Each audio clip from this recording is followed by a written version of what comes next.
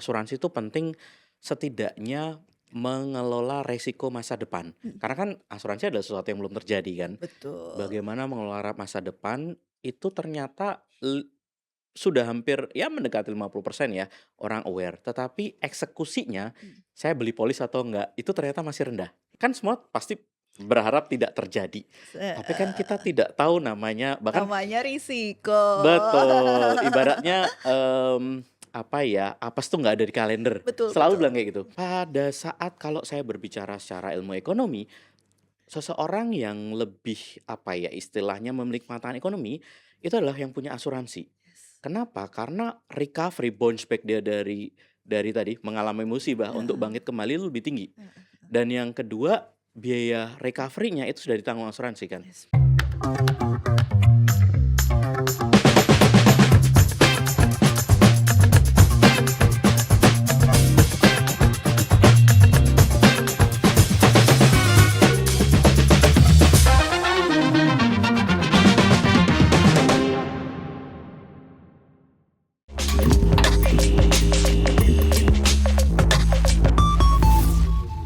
Halo teman-teman semuanya, jumpa lagi dengan Re in Podcast, podcastnya Indonesia Re. Kali ini teman-teman bertemu lagi dengan saya, Laras Prabandini Sasongko atau yang biasa disapa Laras. Saya adalah Head of Learning Indonesia Re Institute dari Indonesia Re. Dan teman-teman hari ini telah bergabung bersama kita narasumber kita nih. Selamat siang Bapak Nah, Bobi. selamat siang Mbak Laras. Nah, Bapak Bobi ini sebenarnya nama panjangnya adalah Bapak Bahtiar Rifai ya Pak ya. Pak Bobi ini adalah Head of Research Group dari Knowledge Based Economy ya Pak ya. Betul. Betul, dari BRIN alias Badan Riset dan Inovasi Nasional. Nah, kali ini kita mengundang Bapak Bobi untuk bercerita nih, sharing kepada teman-teman terkait dengan strategi peningkatan literasi dan inklusivitas asuransi pada generasi muda. Sebelum memulai, mungkin kita berikan waktu dan kesempatan kepada Bapak Bobi untuk bisa memperkenalkan diri. Monggo Pak Ya, Bobi. terima kasih Mbak Laras. Senang sekali diundang di podcast pada siang hari ini di podcastnya Are Insurance dan nama saya Bahtiar Rifai atau sering dipanggil Bobi dan saya salah satu ekonom dari BRIN dan saat ini menjabat sebagai Head of Research Group untuk Knowledge Based Economy. Oke, terima kasih Pak Bobi. Teman-teman, Pak Bobi ini sudah beberapa kali ya Pak ya Ya. kami undang untuk berkolaborasi dengan Indonesia Re. Pernah menjadi narasumber webinar juga ya Pak ya? Betul Dua sekali, 2 kali. kali. Karena Pak Bobi ini benar-benar selama kita diskusi tuh benar-benar kayak daging semualah ya istilahnya Iya, kalau anak muda zaman sekarang. betul. Dan sekarang kita mau membahas nih terkait dengan asuransi dan terutama apa ya, kayak penetrasi asuransi nih Pak Mhm, Bobi mhm, pada generasi muda. Generasi muda yang kita maksud di sini itu adalah generasi milenial mhm, dan Gen Z juga. mhm. Nah mungkin, untuk mempersingkat waktu, kita boleh langsung bertanya ya Pak ya ke Pak Boleh, Bobi. Kita, silahkan. ngobrol-ngobrol aja mungkin dengan Baik. santai. Oke, kami izin masuk untuk pertanyaan pertama nih, Pak. Jadi ini kan banyak survei, Pak, menunjukkan bahwa generasi muda itu, Mhm, saat ini mereka tuh makin melek investasi sih. mhm, Generasi mhm, milenial, Gen Z juga mhm, mereka tuh melek investasi. Sayangnya investasinya yang mereka, banyak lakukan itu tuh belum banyak yang menyentuh elemen asuransi mhm, atau mhm, insurance ya, Pak, ya. Mungkin mereka kayak banyak investasi di deposito atau mungkin bahkan kayak di kripto gitu ya mhm, Pak ya. mhm, Nah, Bitcoin mhm, gitu-gitu. Nah mereka tuh banyak invest di situ. Nah tapi sepertinya nih asuransi ini belum menjadi salah satu instrumen of choice dari generasi muda mhm, dalam hal, berinvestasi. Mungkin Pak Bobi bisa cerita nggak nih Pak, berdasarkan pengalamannya Bapak mhm, ya mhm, sebagai, ekonom di mhm. BRIN, kira-kira apa sih yang menyebabkan generasi muda itu masih belum terlalu melek untuk berinvestasi di asuransi. Oke. Monggo, Pak. Ya, apa yang tadi disampaikan memang ini yang sebenarnya dirasakan di lapangan ya, Yes artinya yes. di kehidupan sehari-hari. Karena sebagian dari generasi muda itu kan merasa dan mereka terutama gen milenial dan Gen Z ini kan masuk dalam usia produktif. Kurang lebih hampir 50% dari total tenaga kerja produktif itu Mhm. justru bahkan lebih malahan, lebih dari 50% itu Gen milenial dan Gen Z. Mhm. Karena merasa masih muda, merasa masih sehat gitu Oke. ya. Kadang-kadang mereka belum melihat pentingnya asuransi itu kan. Jadi ya saya masih bisa kok tolerate misal, oke lah saya lembur nih 3 hari gitu ya, oh masih semangat misalnya. Tetapi ada yang mereka lupa bahwa lambat laun secara kesehatan kan mereka menurun ya. Mhm mhm. Kalau kita berbicara ini bagaimana untuk mengcover resiko dari kesehatan. Dan yang kedua juga karena cara pemikiran generasi muda itu adalah lebih pendek. Mhm. Jadi mereka ngelihat mana yang ada di depan. Nah, Oke. tadi yang saya sampaikan, kejadian-kejadian di masa depan itu seringkali belum muncul gitu ya. Jadi mereka bilang, "Ah, itu ntar aja deh," gitu kan. Mhm mhm. Dan yang ketiga itu mereka ngerasa aman gitu ya, sudah ada asuransi kesehatan dari pemerintah. Oke. Seakan-akan itu sudah cukup. Padahal ini kan hanya mengcover satu kan, Mhm. mengcover dari sisi kesehatan yang kita tahu hampir semua penduduk Indonesia pakai. Mhm. Artinya ada bottleneck di situ dalam Oke. pelayanan, pasti ada Mhm bottleneck. mhm. Entah waktu tunggu, entah proses, entah dari sisi, kecepatan pelayanan. Nah, ada beberapa hal gap ini yang mungkin belum banyak dilihat gitu ya, Mmm, karena mhm. tadi masih muda ngerasa sehat. Dan terakhir itu adanya asimetris pendapatan. Jadi kalau kita lihat terutama Gen Z, ini baru 20% ya yang masuk di dalam, pendapatan yang lebih stabil. Rata-rata yang sudah stabil itu Gen milenial. Jadi ini yang kira-kira mereka masih merasa bahwa antara investasi di asuransi dengan investasi yang langsung create profit gitu ya. Nah, Oke. ini yang conflicting-nya di situ. Nah, harapannya adalah yang kira-kira bisa bundling nih, saya dapat win-win antara saya dapat benefit dari sisi financial, tetapi juga benefit dari sisi ketenangan. Jadi Mmm. kan salah satu fungsi asuransi adalah menghadirkan ketenangan kan. Yes, betul Nah, sekali. ini yang justru bagaimana ngebalance ini dan menarasikan itu di generasi muda. Oke, mantep banget nih, insight dari Pak Bobi ya teman-teman ya. Jadi memang bener sih Pak, kadang kan kita apalagi, istilahnya indis ekonomi Iya. ya. Indis ekonomi, uang yang mungkin tadinya kita pegang, kita Mhm, mungkin kayak 1 juta bisa buat beli apa, mhm, sekarang 1 juta mungkin nggak terlalu banyak ya rasanya, mmm. apalagi kalau weekend kita Iya, jalan-jalan, betul. bawa anak, habis Mhm. 1 juta teman-teman. Nah itu kan kayak kesannya mungkin banyak kebutuhan yang lebih urgent atau menurut mereka tuh kayak lebih memuaskan mereka ya, Mhm, mhm, satisfying mhm. mereka gitu tuh, Pak. Nah, dan tadi kalau yang dari Pak Bobi sampaikan berarti kan kita sebagai perusahaan asuransi, perusahaan reas ya kalau Indonesia Re mungkin kita kan harus membuat produk yang selain bermanfaat dari segi ekonomi juga bisa membuat, masyarakat khususnya generasi muda ini merasa tenang gitu Iya, ya, Pak, ya, tenang mhm, beraktivitas ya mhm, mungkin kayak dan kayaknya kan nggak cuma di kesehatan aja ya, Pak, ya. betul, Kira-kira nih menurut Pak Bobi, ada potensi pengembangan produk apa aja sih yang mungkin menarik mhm, buat, oke. para generasi muda si milenial dan Gen Z ini? Ya, yang paling sekarang terlihat itu adalah Yes. pergeseran kalau gen milenial Mhm. atau bahkan bahkan boomers. Boomers itu akan mencari sesuatu yang bersifat secure ya, pekerjaan Yes. yang bersifat secure. Kemudian turun-turun ke Gen X dan milenial. Milenial bahkan lebih, bagaimana pekerjaan yang bisa memberikan ruang mereka berekspresi. Mhm. Dan Gen Z beda lagi, mana yang kerjaannya bisa ngasih ketenangan batin gitu ya, Work atau life istilahnya mental health ya, balance. mental health. Akhirnya ini bergeser mereka yang dari Mhm. kerja-kerja yang bersifat formal gitu Yes. ya, atau bersifat bersifat medium long, Mhm. kontrak gitu ya, itu menjadi yang short Mhm. term kontrak gitu. Jadi mereka lebih banyak bekerja di startup, agency gitu Yes. ya, yang mana resikonya juga cukup tinggi. Mhm. Apalagi bekerja di industri yang heavy-nya itu digital technology, Oke. umurnya makin pendek. Nah, ini saya melihat ada peluang sebenarnya itu adalah mengcover tentang bagaimana seandainya mereka itu di-layoff, bagaimana Oke. mereka di-PHK. Dan ini kalau saya lihat di, beberapa platform sosial media Mhm. gitu ya, yang isinya Gen Z gitu ya, kadang-kadang, atau kan kadang-kadang banyak yang tidak punya backup plan. Yes. Jadi pada saat dia di layoff itu beneran nggak ada, bagaimana hidup saya 2 bulan, 3 bulan sambil Nah, mencari pekerjaan. pekerjaan baru. Beda pada saat kita berbicara di negara maju, yang pemerintah itu menyediakan ada semacam, buffer program pada saat dia di-layoff. Mhm mhm. Itu sampai 6 bulan sampai dia menemukan pekerjaan. Jadi Oke. di-cover sama pemerintah untuk basic needs.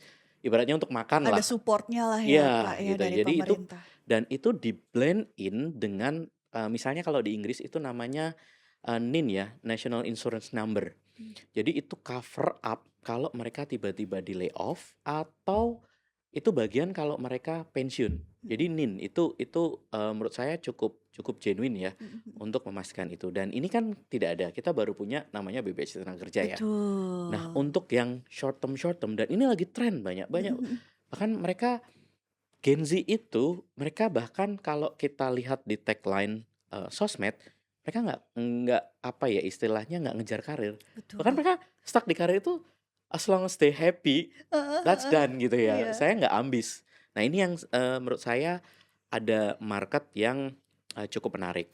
Dan yang kedua, market yang, kedua adalah sebenarnya kalau kita link-kan ke inkubasi bisnis Mhm. ya, terutama sekolah-sekolah bisnis di kampus gitu ya, anak Gen Z dan Gen Millennial tuh sangat apa ya, semangat untuk menjadi entrepreneur. Yes. Tapi kan ada gap nih antara mereka experience, capital, sama running. Nah, bagaimana pada saat mereka pitching dan sekarang kita, banyak angel investor, ada crowdfund dan sebagainya, kadang-kadang butuh diyakinkan. Mhm. Bagaimana nih bisnis tuh bisa survive. Nah, di situ juga bisa masuk nih peran asuransi untuk ngisi gap. Visibility dari bisnisnya seperti apa. Oke, menarik sekali tuh, Pak. Jadi ternyata di luar negeri emang udah ada ya Mhm. asuransi seperti itu. Mungkin nih teman-teman dari Indonesia Re, kemudian juga teman-teman dari Trading Companies mungkin bisa dipertimbangkan juga nih usulannya Pak Bobi ya. Karena emang kayaknya sekarang di sosial media tuh banyak yang nggak ambis ya Pak ya. Betul. Kayak yang penting udah kerja, dateng, gajian, pulang gitu. Kalau misalnya ditawarin promote, jangan saya deh. Mereka lebih mementingkan mental health ya, Pak, ya. Mhm. Tapi sayangnya seperti yang tadi Pak Bobi sampaikan juga nih teman-teman, eee, banyak yang nggak punya backup plan ya, Pak, ya. Mhm. Kayak itu saya pernah baca juga nih di medsos yang kayak lucu banget, menurut saya ya lucu statement-nya, saat ditanya, "Saya tuh nggak punya dana darurat, Mmm. kenapa? Karena tiap hari darurat." Jadi kayak karena tiap hari Realita darurat jadi ya, boro-boro iya. punya dana Iya. darurat gitu, ya Mhm. nggak sih? Mhm. Sekarang mungkin banyak kayak gitu nih. Dan apalagi ya teman-teman ya, kan kayaknya setiap hari kita bisa terkena risiko ya Pak ya, Mhm. kembali lagi nih ke asuransi Mhm. dan risiko. Kita bisa kena risiko kayak who knows kita di jalan misalnya tiba-tiba kayak kecelakaan, Mhm. tiba-tiba kita misalnya kayak ada sakit Mhm. yang, biayanya besar gitu. Mhm. Nah itu kan kayaknya kita butuh ya Pak Mhm. ya. Atau mungkin nggak dari jiwa dan kesehatan aja sih, misalnya kayak asuransi kendaraan. Mhm. Nah itu kan kayaknya juga penting banget ya Mhm. Pak Bobi ya, apalagi kayak di jalan sekarang kan kayak ya Allah, Betul. orang-orang kayak liar banget Iya nggak iya. sih kalau Iya. misalnya di jalanan Iya nyetir iya. gitu kayak nabrak sedikit itu kan lumayan. Nah menurut Pak Bobi nih, kayak kalau dari kondisi sekarang tadi kan ada yang asuransi layoff ya. Mmm. Nah kalau misalnya dari, asuransi kesehatan Mmm. atau asuransi umum sendiri nih gitu kayak misalnya kendaraan gitu, apa masih ada nggak sih kayak room for improvement lah ya, untuk, market asuransi kendaraan? Apalagi nih kayak sekarang kan lagi zamannya EV. Mhm. Mhm. Nah, tuh mungkin, possible nggak sih, Pak, kita tuh bisa lebih mengembangkan bisnis seperti asuransi EV gitu di Indonesia, dengan kondisi market dan kayak tren go green Mhm. segala macam Betul. gitu sekarang? Ya, betul, Mbak. Jadi kalau kita lihat data Mhm. antara literasi asuransi dengan inklusi asuransi itu kan masih ada gap. Yes. Jadi literasinya 45%, inklusinya sekitar, more or less tuh 28%. Mhm. Artinya di situ kan ada ruang sekitar, 15%. Mhm. Jadi orang tahu nih bahwa ini nih penting, Mhm. asuransi itu penting setidaknya mengelola resiko masa depan. Mhm. Karena kan asuransi adalah sesuatu yang belum terjadi kan. Betul. Bagaimana mengelola masa depan itu ternyata sudah hampir ya mendekati 50% ya orang aware, tetapi eksekusinya, Mhm. saya beli polis atau enggak, itu ternyata masih rendah. Saya bilang Yes. masih rendah karena kalau lihat gap-nya dan growth-nya semakin tinggi. Nah tadi ada 2, yang pertama adalah berbicara EV Mhm misalnya. mhm. EV yang di-cover itu biasanya kan, berbicara masalah, kecelakaan ya, Mhm mhm. kemudian dengan pihak ketiga, kemudian ada disaster, Mhm bencana alam, mhm. dan bahkan pun ternyata pada saat dia dipindah tangankan, Mhm. insurance itu hilang, Yes, iya betul. kan? Nah ini Hanya untuk pembeli pertama. pembeli pertama, itu Benar insuransi sekali. mobil. Dan ternyata, kemarin saya menariknya lagi, perlakuan antara mobil listrik gitu ya, EV dengan, ICE, Mhm. ICE itu kayak bensin, Iya, mobil solar, Benz. itu tuh berbeda. Pada saat ini mobil habis untuk di-repaint, kalau ICE gitu ya, bensin sama solar tuh bisa di-oven kan Mhm catnya, mhm mhm. EV nggak bisa, Iya, baterainya jebol dong, betul sekali. panas. Nah ini jadi, salah satu market yang bisa diisi. Oke. Dan kalau kita berbicara itu kan di jalan, Mhm mhm. tentu kita masih ingat banyak insiden baik di rumah maupun di charging station, Oh, ya kan? SPKLU ya, Pak? Persis. Nah ini kan nggak di-cover. Padahal kalau di rumah kan semua pasti berharap tidak terjadi. Tapi kan kita tidak tahu namanya, bahkan Namanya risiko. betul, ibaratnya, apa ya, apes tuh nggak ada di kalender, Betul selalu betul. bilang kayak gitu. Ini double double double burden. Pertama kalau terjadi insiden pada saat mengecas di rumah, insidennya pertama kehilangan kendaraan, kedua rumah, Yes. ketiga tetangga, Oh iya, ya kan? ganti rugi ke Ganti tetangga rugi juga kan? ya? Berarti pada saat kalau saya berbicara secara ilmu ekonomi, seseorang yang lebih, apa ya, istilahnya memiliki pengetahuan ekonomi, itu adalah yang punya asuransi. Yes. Kenapa? Karena recovery bounce back dia dari tadi mengalami musibah untuk Heeh, bangkit kembali itu lebih tinggi. heeh. Dan yang kedua, biaya recovery-nya itu sudah ditanggung asuransi kan. Yes, betul. Nah ini yang, market yang belum banyak Explore lah ya. betul, belum banyak dieksplor dan kira-kira ini produknya seperti apa. Dan yang kedua itu adalah charging station umum yang tadi Heeh. SPKU. Heeh heeh. Dan kita lihat makin banyak pengguna EV, durasi charging-nya kan makin lama, Yes, ngantrinya makin heeh lama kan. heeh. Kadang-kadang orang ninggal gitu ya, atau akhirnya, di tol aja kan ada waktu maksimal ada di tol. Nah, Yes, kadang-kadang buru-buru lupa narik, heeh. cabut Cabut kabelnya, kabel charger-nya. charger. Langsung sembarang jalan aja dan tadi, Ah, bikin collision dengan kendaraan kendaraan lain. sebelahnya. Pernah ya ada case gitu ya, Ada. Pak, ya? Nah, ini kemudian siapa yang tanggung jawab? Heeh heeh. Pertama harus mengganti ke biaya charging station, Heeh. yang kedua kan ke mobil di sebelahnya. Yes yes. Padahal itu tidak masuk di dalam klausul kecelakaan karena Heeh. statis kan. Mhm Nah, mhm. ini juga bisa bisa masuk. Dan terakhir itu tadi berbicara masalah tadi kesehatan. Kesehatan. Kalau kita lihat nih tren di sosmed, Mhm.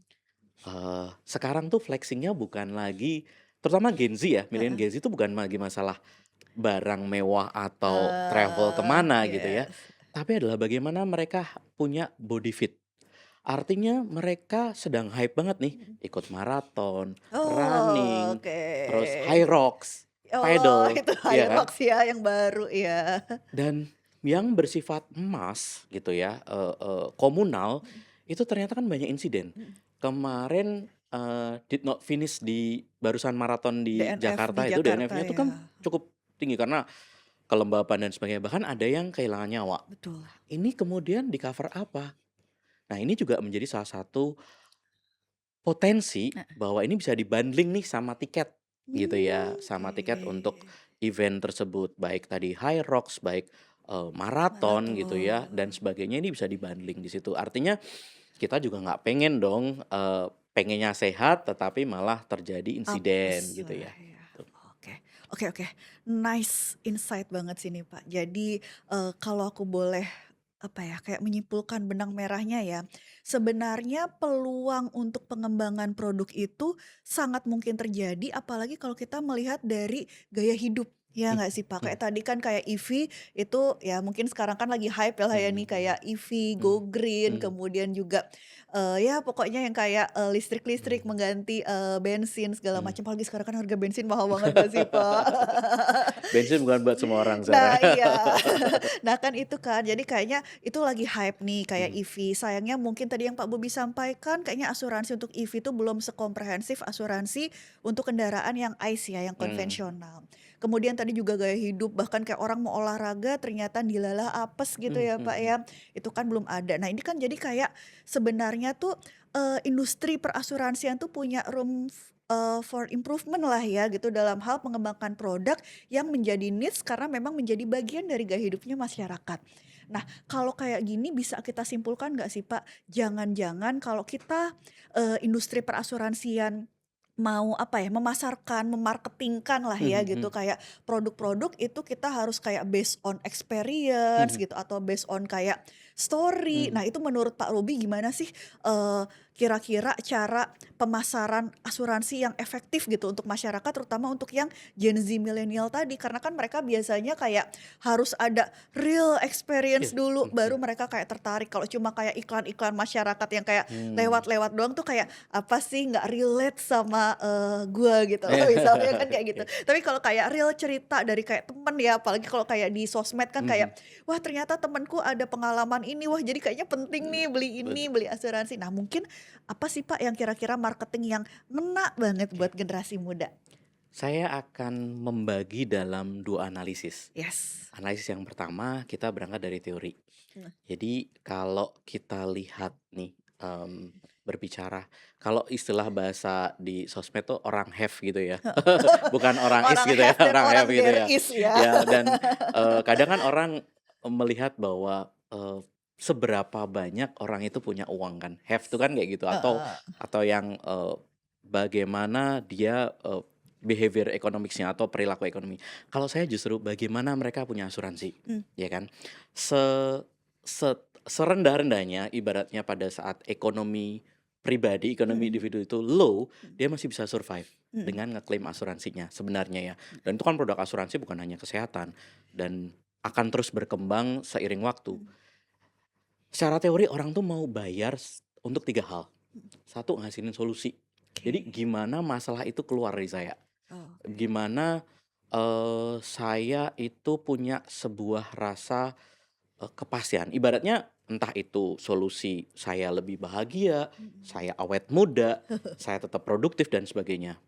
Jadi bagaimana asuransi di-tailoring ke sebagai solusi yang muncul atas masalah-masalah di kehidupan sehari-hari. Oke. Yang kedua adalah, memberikan ketenangan, Mhm. peace of mind gitu ya, Yes. bagaimana itu yang paling penting.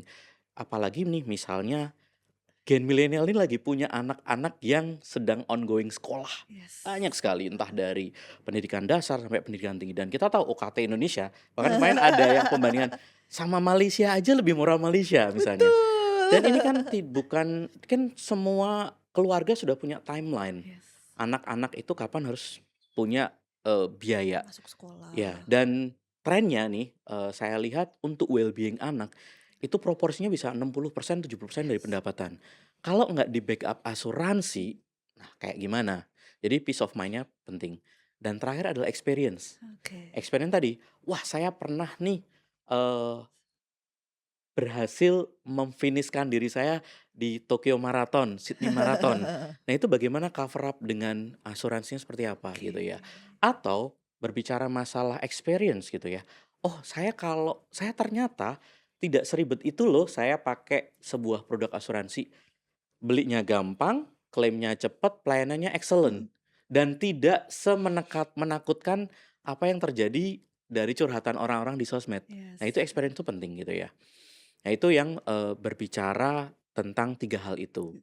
Dan aspek yang kedua yang bersifat praktikal, itu bagaimana ngebawa experience misal generasi sebelumnya, itu menjadi sesuatu yang lazim atau masuk di bahasa-bahasa anak Gen Z dan milenial Mhm. sekarang. Mungkin kita bisa melihat inovasi cara iklannya, produk fintech. Oke. Produk fintech itu satu soft spoken.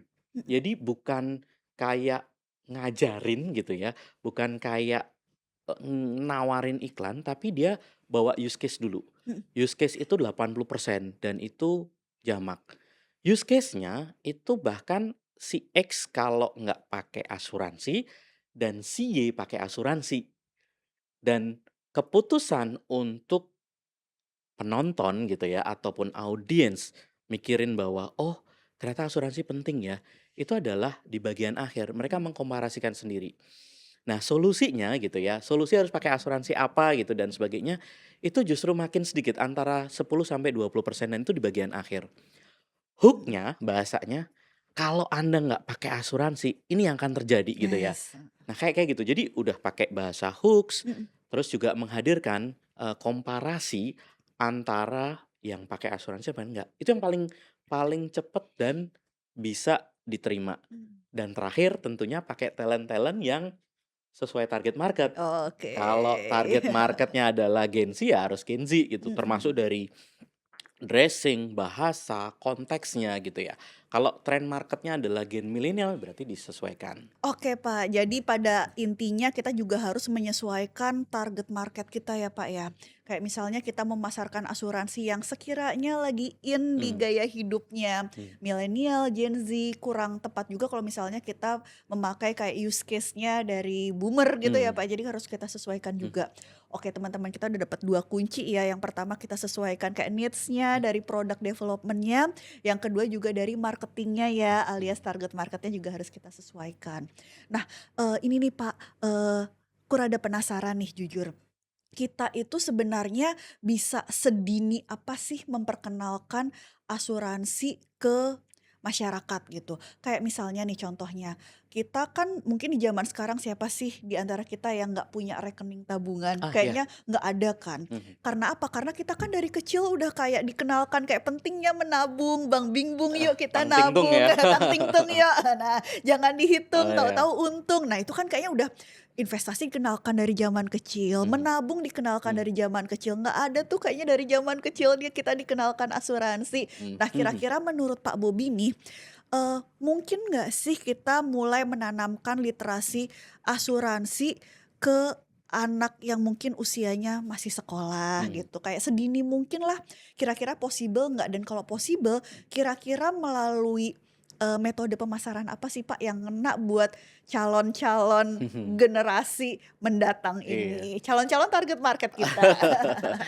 Iya, karena kalau saya melihatnya justru bagaimana sektor finansial itu lekat sekali dengan asuransi. Yes, Jadi contoh nih, gimana? pada saat saya melakukan transaksi keuangan digital, Mhm, saya di-cover nggak sih sama asuransi? oke. Sehingga confidence level saya pada saat melakukan transaksi keuangan itu lebih tinggi dibandingkan tanpa ada backup. Mhm, Dan itu tentunya misalnya industri keuangan, mhm. industri seperti perbankan pun sudah punya layering keamanan yang Yes, optimal ya. betul. Tetapi dari sisi konsumennya kadang-kadang kan namanya kita manusiawi ya, Mhm. sesuatu lupa, sesuatu yang, mmm, bersifat kadang-kadang rushing kan, wah Mhm. ada yang harus kerjain ini, jadi Heeh kayak heeh. nggak fokus, nggak konsen gitu ya, sehingga melakukan kesalahan. Nah, ini justru bisa menjadi salah satu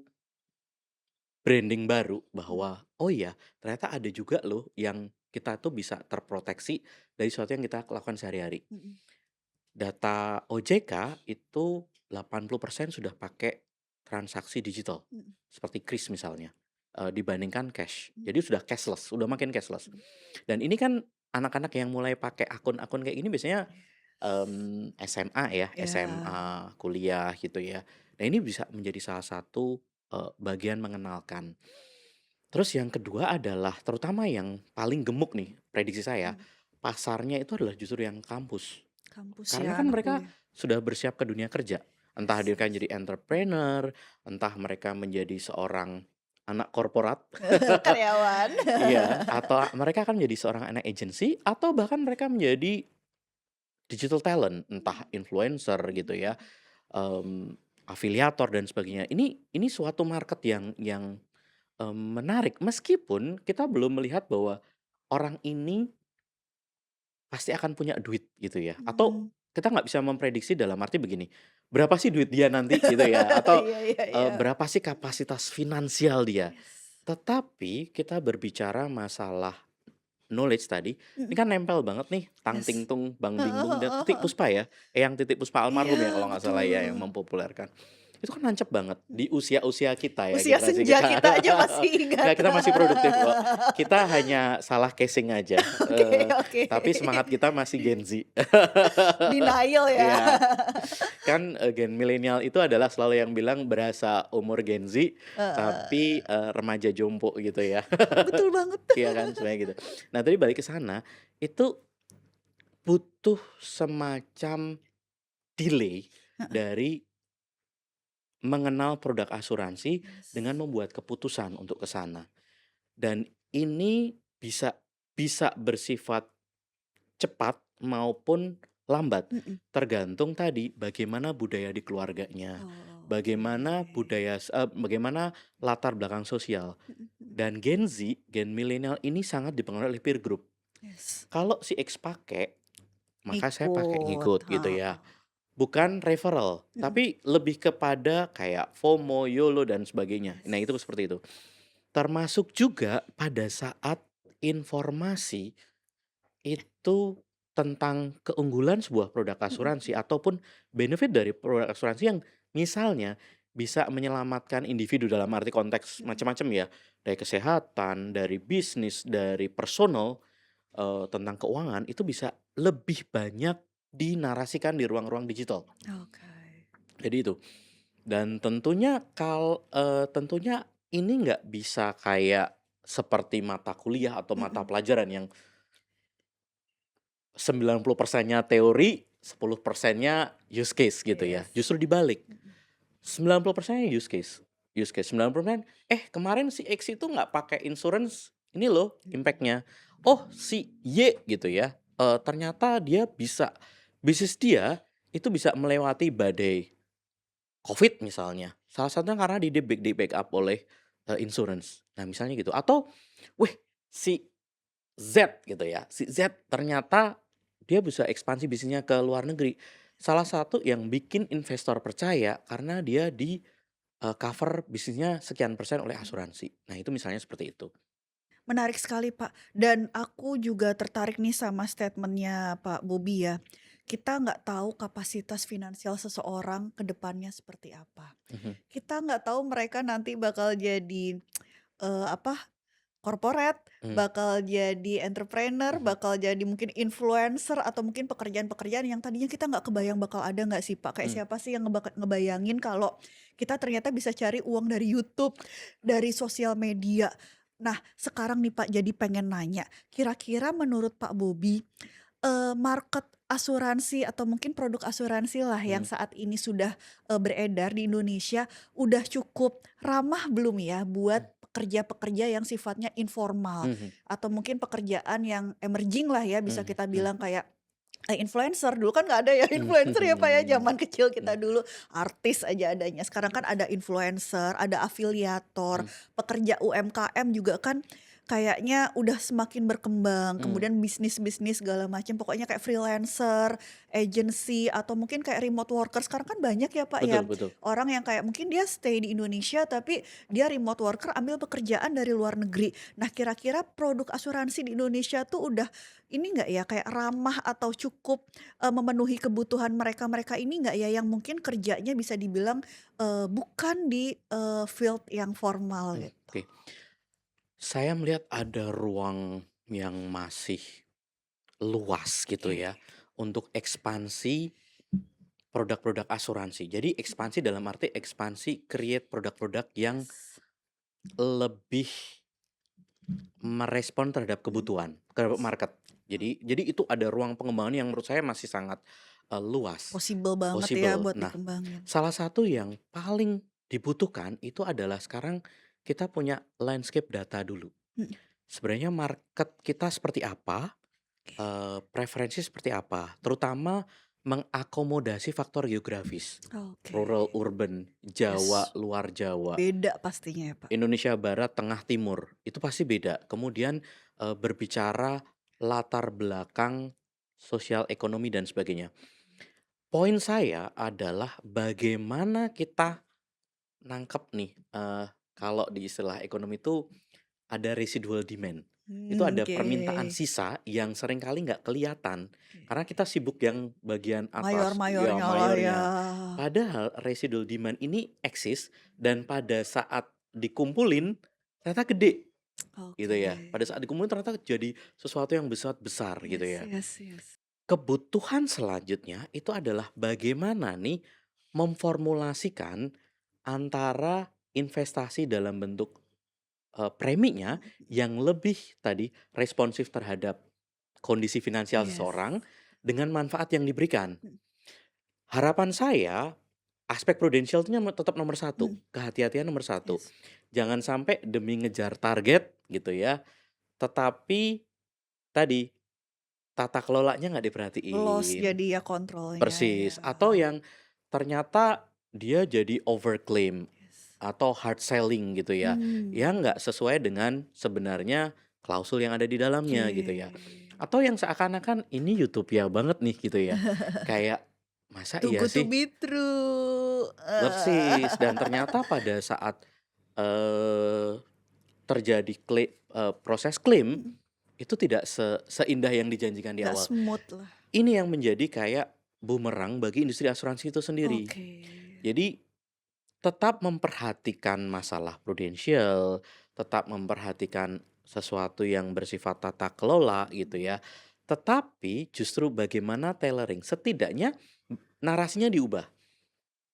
Kalau bukan berapa manfaat yang bakalan dia peroleh pada saat membeli polis yang terjangkau, Mhm. tetapi berapa resiko yang bisa di-manage, dikelola. Oke. Jadi setidaknya Anda nggak harus kehilangan uang sekian loh, kalau Mhm. ambil premi yang sekian. Nah, Yes. perbandingan itu loh maksud saya yang, bisa dimasukkan di dalam produk-produk inovasi dari asuransi tersebut gitu. Oke, bener sih Pak, karena kan kayak kadang kita ngerasa bayar premi kayak mahal ya, Mhm, padahal misalnya kita contoh asuransi kesehatan lah ya yang mhm, banyak gitu di masyarakat, kayak bayar premi mungkin kayak 1 juta atau mungkin berapa gitu lah ya sebulan kayaknya mahal gitu, toh kita kan nggak sakit, kita mhm, sehat, mhm, tapi dilalah begitu kita kayak sakit beneran butuh keluar biaya rumah sakit kan itu malah kayak habis puluhan juta, mhm, ratusan iya, juta, jadi kita kayak berandai-andai kayak seandainya ya dulu aku ngambil asuransi mungkin aku cuma bayar segini aja tiap bulan, tapi mhm, jadi kayak nggak ngeluarin uang langsung banyak sekaligus gitu ya buat iya, bayar. iya, Kayak mobil pun gitu ya, iya. kecelakaan mobil gitu. Dan mungkin yang tadi berbicara mobil, pengalaman saya waktu di luar ya, Mhm, mhm. dan ini penting banget, dan mereka wajib kan, pemerintah mewajib sebenarnya nggak mewajibkan, tetapi apa ya, strongly suggested gitu ya. Oke. Jadi kayak kayak pada saat dia nggak pakai insurance, Mhm. risikonya gede, dan terutama Yes. berbicara rental, kendaraan Oke, sewa. oke, oke. Kendaraan sewa itu dan saya mengalami, ternyata pada saat kita nggak bisa, bahkan kita pakai kendaraan sendiri pun kita tidak bisa memastikan apakah selama perjalanan Mhm, kita, mhm. kita tiba dengan selamat. Kita Yes, berusaha untuk hati-hati, selamat. selamat kan, supaya selamat. Tapi kan namanya kecelakaan di jalan, ini kan sesuatu yang bergerak. Yes, Bukan sesuatu yang statis saja iya. bisa kena bencana alam, Heeh, heeh. apalagi yang bergerak. Kita tidak bisa memastikan, lawan kendaraan seperti apa dan Yes. sebagainya. Dan waktu itu untungnya saya itu pakai cover asuransi. Oke. Padahal hanya, tidak terjadi kecelakaan, tetapi si kendaraan tuh ada lecet dan sebagainya. Oke, oke. Dan saya nggak harus membayar karena saya sudah built in di sana Asuransi. gitu ya.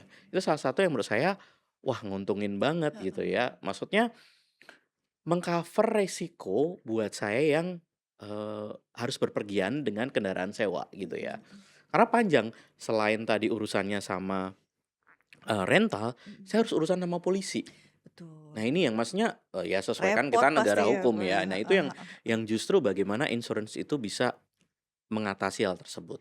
Oke, kembali lagi ke peace of mind ya, Pak, ya, pada akhirnya ya, kayak, ya asuransi itu sebenarnya banyak banget ya membantu kita gitu loh, cuma mungkin kita kayak nggak sadar lah, kayak Mhm, mulai dari aspek, harta benda termasuk kendaraan, kemudian juga kesehatan, jiwa, sekarang juga kayak kredit kan selalu ada asuransinya juga betul, ya. betul, Kita betul. kan nggak tahu ya, Pak, ya, umur nggak ada yang tahu, misalnya kita punya KPR, Mhm, rumah, ya tadinya ada cicilan, kayak gitu-gitu kan. dan, ini yang belum jamak di Indonesia ya, berbicara masalah bagaimana social awareness gitu Mhm. ya, iklan layanan masyarakat tuh sekarang saya kok merasa semakin sedikit ya dibandingkan zaman dulu. Mhm. Contoh kalau saya waktu di negara maju nih, di UK misalnya, itu sampai bahkan bilang 70% kebakaran itu dimulai dari dapur.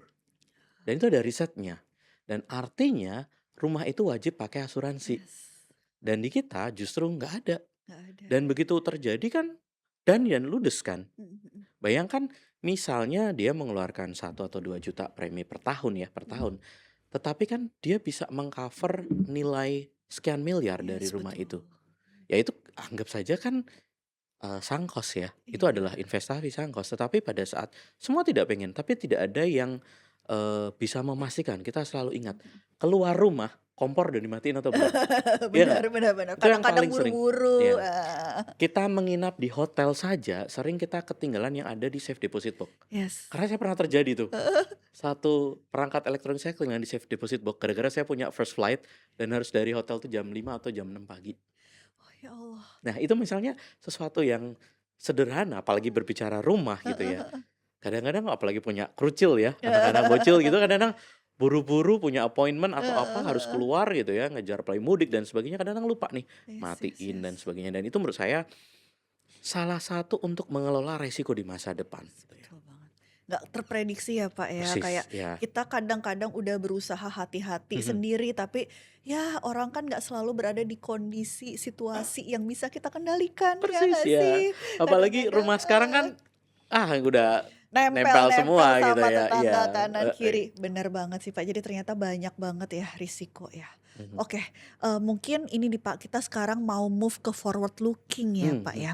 Kira-kira nih, Pak Bobi, kalau Indonesia, kan seperti tadi udah banyak case ya, Mhm. dari luar negeri gitu Mhm. ya, kayak, apa, use case-nya, kemudian apa sih, bagaimana kayak asuransi kok bisa kayak penetrasinya bagus banget di Mhm. luar negeri, ternyata memang ini banget ya, kayak komprehensif sekali lah ya perlindungannya di luar negeri. Nah, kalau misalnya Indonesia nih, Pak, Indonesia ingin meningkatkan penetrasi asuransi secara signifikan Mhm. selama 10 tahun ke depan, itu kira-kira apa sih, Pak, menurut Bapak cara yang paling efektif dengan mempertimbangkan situasi ekonomi saat ini, kemudian juga behavior-nya anak-anak muda saat ini, kira-kira metode apa sih yang paling efektif dan real gitu loh, bisa diimplementasikan di Indonesia? Oke.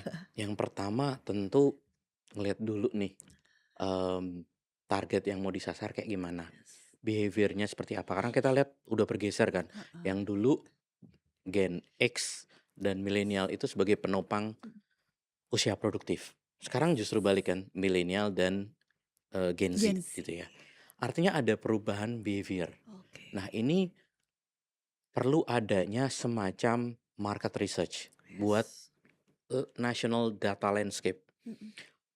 Faktor geografis ini penting sekali.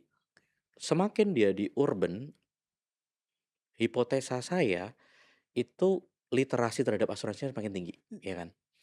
Terus, sebaliknya semakin ke rural gitu Rural. ya ataupun remote area, Mhm. itu udah nomor sekian. Karena basic need itu menjadi suatu yang lebih, apa ya, istilahnya yang Lebih paling urgent lah ya, persis. Nah, diutamakan. itu Nah. itu. Jadi pada saat kalau sudah punya semacam kita di e-commerce, Mhm. kita punya database itu, kita bisa memfilter by apa, by generation, by gender, by Mhm. region. Nah, harapannya, industri asuransi punya itu dulu. Oke. Yang kedua, itu listening the customer. Mhm. Sebenarnya mereka tuh butuh apa sih? Mhm. Yang paling sering terjadi dan jamak Mhm. dan sering terjadi tapi tidak diantisipasi. Mhm. Nah, di situ adalah ruang untuk asuransi masuk, Oke, ya kan? siap siap. Tadi konslet pas, kecelakaan Ngecas. ngecas misalnya atau, tadi berbicara masalah, Olahraga ya, olahraga, olahraga. kecelakaan kerja dan Mhm. sebagainya. Bahkan rekan saya di kantor nih barusan barusan, bukan barusan, kemarin kalau nggak salah meninggal karena menjalankan tugas gitu. Dan Yes. kita tahu kan kita adalah negara negara kepulauan Mmm. yang berbeda pada saat kita bandingkan dengan mainland ya, negara yang Yes. kayak di Eropa ataupun di Mhm Cina mhm. yang atau Rusia atau Australia yang travel tuh bisa darat. Mhm Kita mhm. kan harus entah laut, entah udara, Udara. berarti ada resiko di situ Mhm. kan. Nah, misalnya seperti itu menjadi salah satu, eee, bagaimana sih tailoring-nya.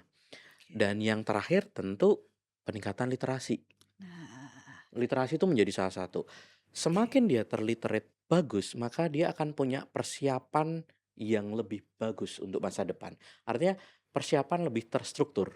Yes. Apakah dia dengan membuat asuransi sendiri, dalam arti entah investasi tadi, atau memang dia menggunakan investasi masa depan yang bersifat asuransi.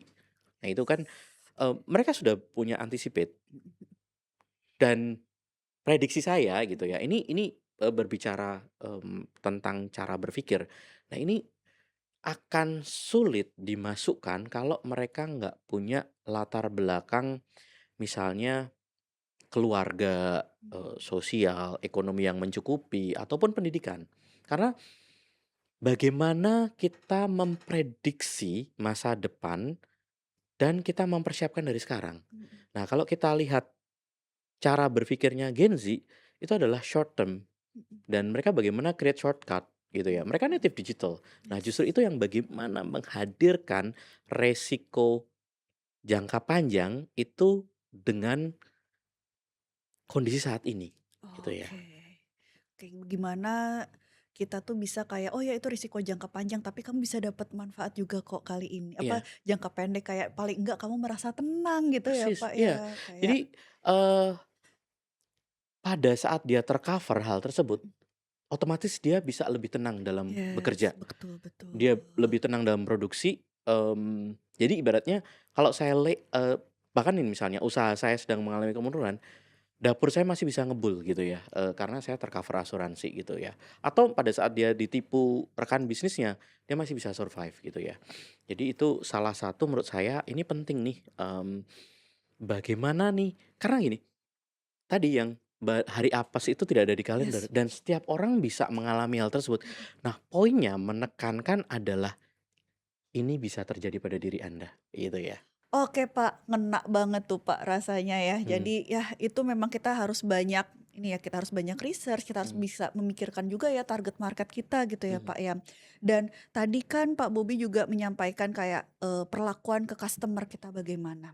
Nah, kita misalnya nih Pak sebagai Indosiare ya, mhm, Indosiare ini kan bukan perusahaan B2C ya, mhm, tapi kita tuh B2B, business to business. Kita tuh, ibaratnya kayak asuransi dari perusahaan mhm, asuransi.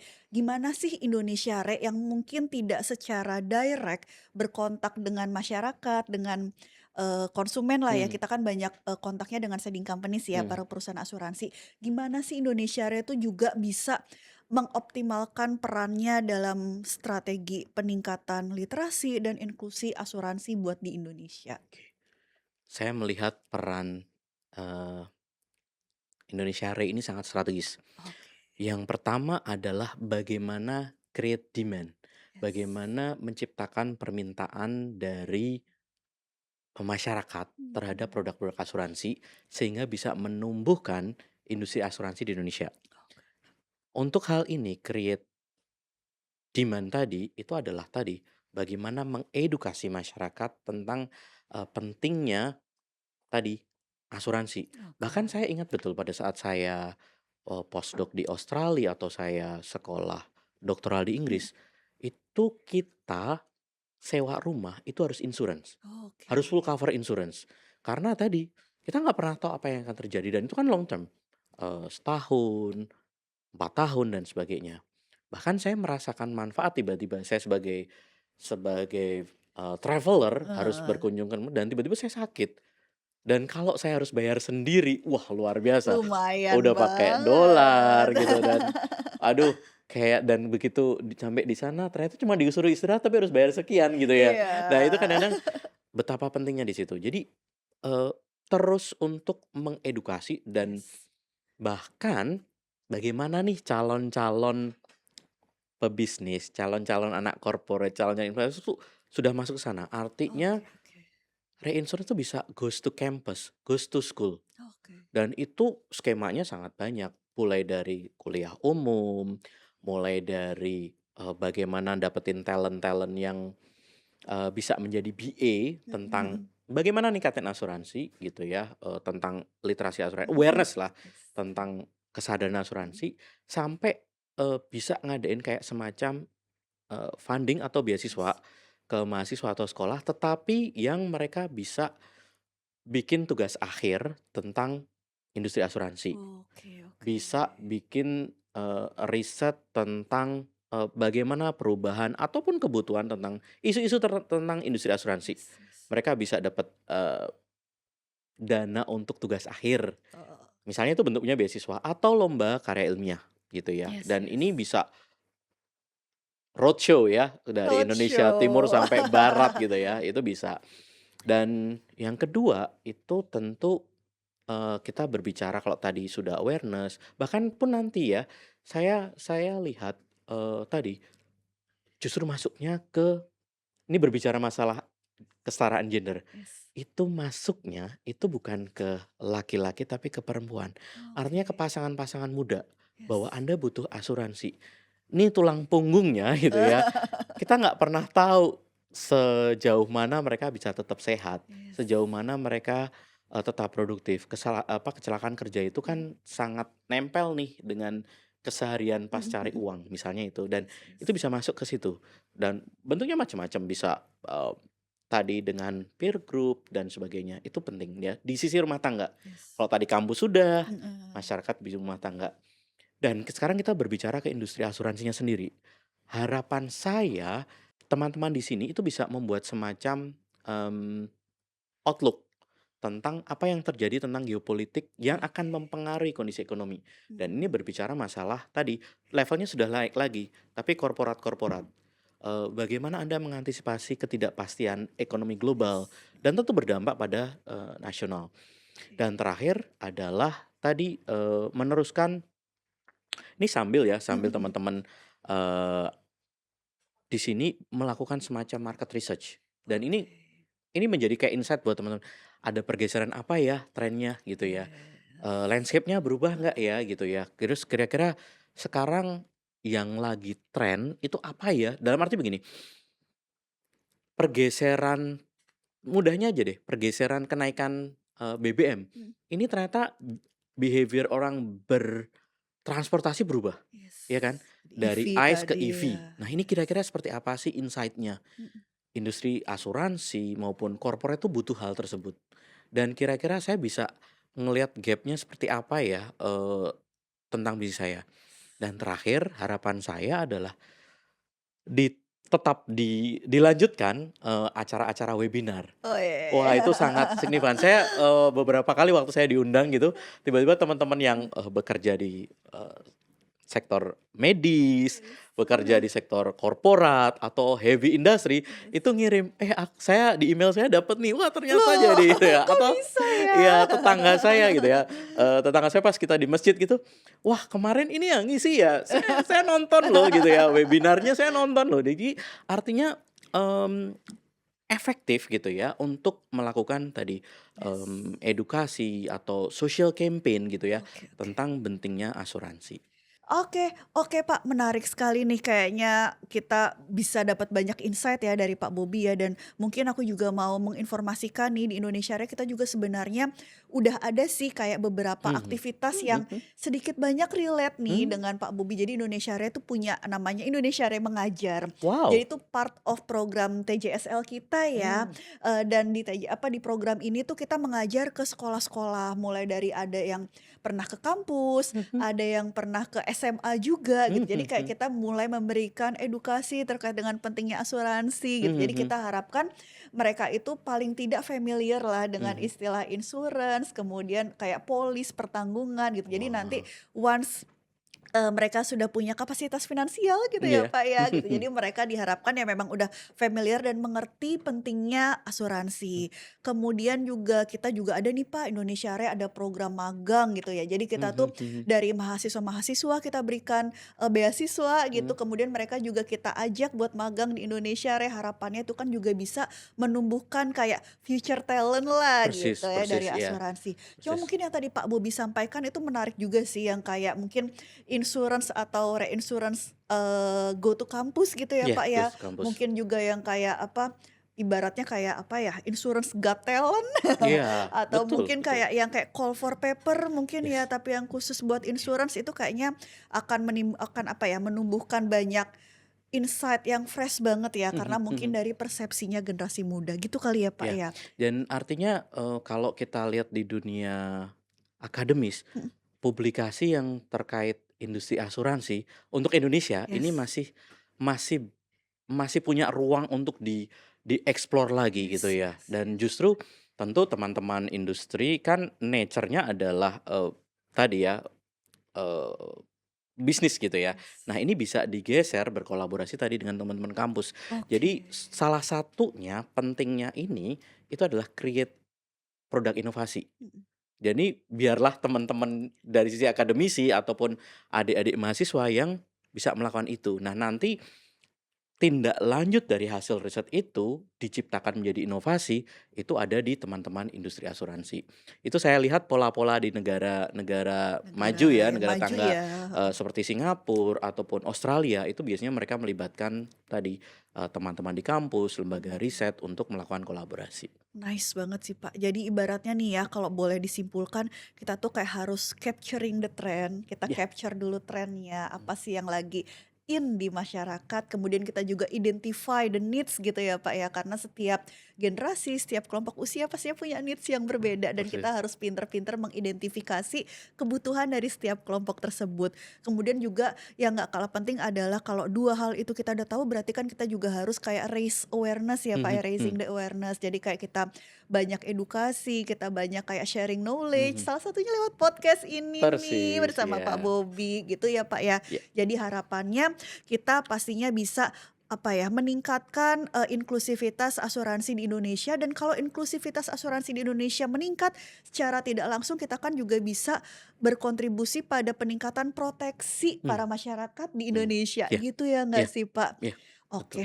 Nah, teman-teman asik banget nih kita kayaknya ngobrol sama Pak Bobby ngalor ngidul kayaknya udah durasinya panjang bener. Mhm Nah, sebelum mungkin, kita mengakhiri sesi podcast kita yang sangat seru dan mengalir ini ya, mungkin boleh dong Pak Bobby, kita diberikan apa ya, kayak final message, mhm final mhm. insight dari Pak Bobby selaku digital economist ya, Iya. Head of Research Group, dari Knowledge Based Economy ya Pak Iya, ya, gitu, dari BRIN yang pastinya sudah banyak banget riset yang Pak Bobby dan teman-teman di BRIN lakukan gitu terkait dengan inklusivitas instrumen ekonomi gitu ya mhm, Pak, instrumen finansial. Dan mungkin insight-nya apa sih yang bisa menjadi pelajaran dan apa ya, concern highlight lah ya gitu oke, bagi teman-teman di industri perasuransian? baik.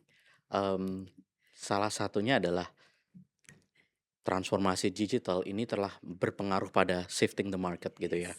Nah, pada saat kita berbicara shifting the market, sebaiknya dipersiapkan dengan optimal, Mhm. artinya diantisipasi ataupun dimitigasi dengan, melihat nih, baca pasarnya seperti apa, Yes. sehingga kecepatan untuk merespon perubahan pasar itu dengan menghadirkan inovasi produk gitu ya. Dan asuransi itu menjadi salah satu pondasi penting menentukan satu produktivitas dan kepastian berusaha. Jadi semakin banyak yang terliterasi, semakin inklusi, saya percaya bahwa kepastian untuk beraktivitas secara produktif dan berbisnis itu ya, itu semakin lebih tinggi. Sehingga nantinya investor semakin banyak yang masuk, partner bisnisnya dengan global akan semakin meningkat.